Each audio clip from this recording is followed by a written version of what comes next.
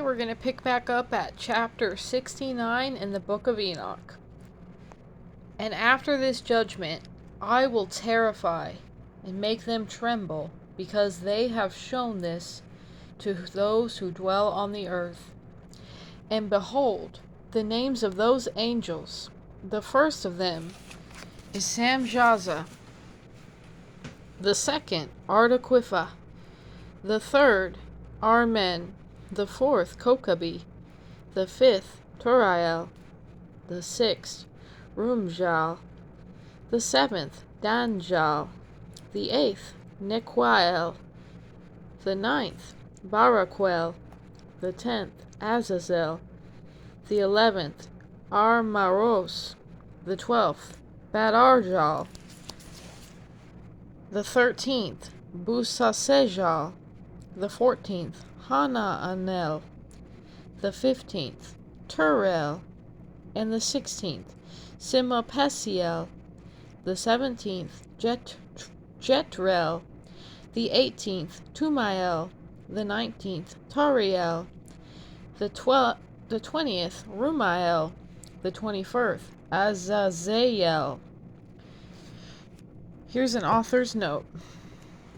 For more information on the heavenly names, such as the various names of the presence of the Lord, see the third book of Enoch, also called Hebrew Book of Enoch or 3 Enoch. The leader of the watchers was Samjaza, also spelled Shamhaziah. 200 angels made descent to the earth at Mount Hermon. 200 angels were divided into group of 10, each under the leadership of chieftain or captain. They defiled themselves with women, producing children. Their children were giants of 3,000 ells tall, which some sources say is approximately 3,420 meters in height. That's 11,250 feet tall. According to the Haggadah, Book 1, Chapter 4, Punishment of the Fallen Angels, the angel Shemhazai lusted after a maiden named Ishtar. Okay. However, she tricked him to reveal the ineffable name of God. Istehar used the name to ascend to heaven and escape her violation by Shemhazai. God rewarded Ishtar for her by commemorating her as the 7-star constellation Pleiades. I've never heard that. That's wild. In Genesis 4:22, Naamah was a daughter of Lamech and Zillah, and sister of Tubal-Cain. She was a descendant of Cain, hence a Canaanite. According to the Haggadah, Naamah was the opposite of Istihar. Because the angel Shamdan has succeeded in sexual union with Naamah, Naamah's offspring was Asmodeus, a demon instead of a giant. Asmodeus appeared in the Apocrypha Tobit. According to the introduction of the Zohar, it was Naamah who first deceived and seduced the angels, rather than the angels seducing Naamah. Zohar 3 mentioned the angels Azza and Azael instead of Shamdan. They were victims of her beauty. She became mother of an unknown number of demons. Our vampire lore may have begun with the first Enoch, since it states the giants consumed all the food men could produce and then began devouring people and sucking their blood like vampires. And these are the chiefs of their angels, and their names, and their leaders over hundreds, and leaders over 50s, and leaders over 10s. The name of the first Shequan, that is, the one who led astray the sons of God, and brought them down to the earth, and led them astray through the daughters of men. And the second named Asbeel. He imparted to the holy sons of God evil counsel, and led them astray, so that they defiled their bodies with the daughters of men. And the third was named Gadriel. It is he who showed the children of men all the blows of death, and he led astray Eve, and showed the weapons of death to the sons of men, the shield and the coat of mail and the sword for battle, and all the weapons of death to the children of men. And from his hand they have proceeded against those who dwell on the earth from that day and forevermore. And the fourth was named Penemue. He taught the children of men the bitter and the sweet, and he taught them all the secrets of their wisdom. And he instructed mankind in writing with ink and paper, and thereby many sinned from eternity to eternity, and until this day. For men were not created for the purpose of confirming their good faith with pen and ink. Reading and writing are considered grievous sins because they allow knowledge, and thus sin, to be propagated from generation to generation. It should be pointed out that God himself wrote the 10 Commandments on stone. It is possible that this verse may refer to the Enochian alphabet, though to convey the original teachings of the fallen angels. Thought to convey the original teachings of the fallen angels. The Enochian alphabet was thought to be lost with the flood, but rediscovered by John Dee. John Dee, 13th July 1527 to 1608 or 1609, was a noted mathematician, astrologer, navigator, occultist, and consultant to Queen Elizabeth I. According to Tobias Churton, in his book The Golden Builders, the concept of an angelic or pre-deluge language was common during Dee's time. If one could speak with angels, it was believed one could directly interact with them. In 1581, Dee mentioned in his personal journals that God had sent good angels to communicate directly with prophets. In 1582, Dee teamed up with the seer Edward Kelly, although Dee had used several other seers previously. With Kelly's help as a scryer, Dee set out to establish lasting contact with the angels, which resulted, among other things, in the reception of the Enochian or angelical language.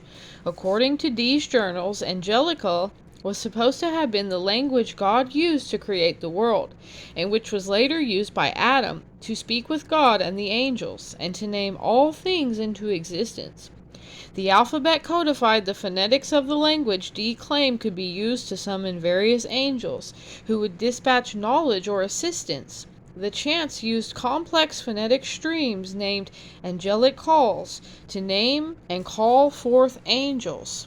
For men were created exactly like the angels, to intent that they should continue pure and righteous, and death, which destroys everything, should not have taken hold of them. But through this their knowledge they are perishing, and through this power consumes them.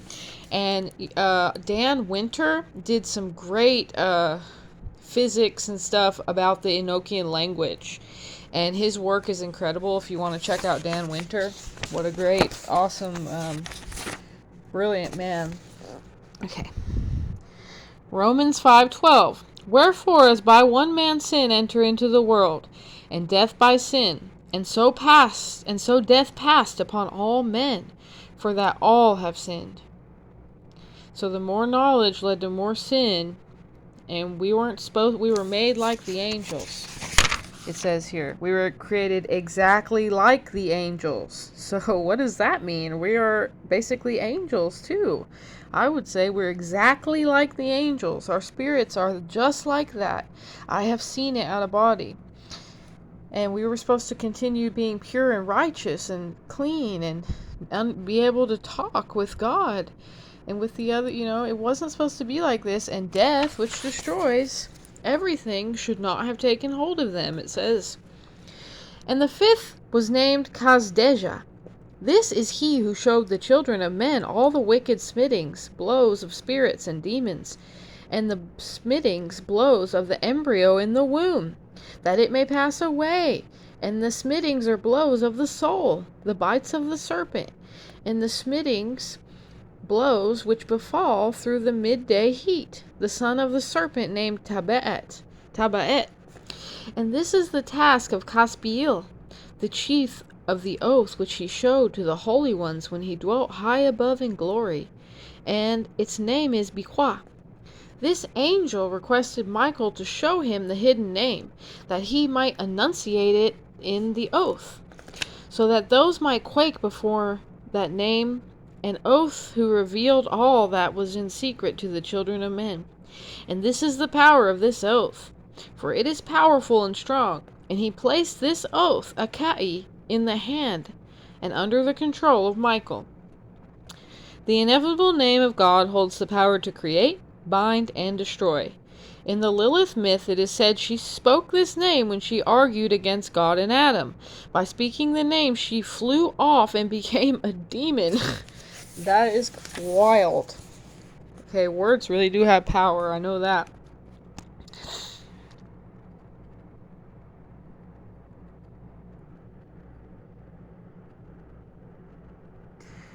Okay. And these are the secrets of this oath, God's promise, word, that heaven was suspended before the world was created, and forever. And they are strong through his oath, his word or promise. And through it the earth was founded on the water, and from the secret recesses of the mountains come beautiful waters, from the creation of the world and to eternity. And through that oath are the depths made fast, and abide, and stir not from their place from eternity to eternity. And through that oath the sun and moon contemplate their course, and deviate not from their ordinance, from eternity to eternity. And through that oath the stars complete their course, and he calls them by their names, and they answer him from eternity to eternity.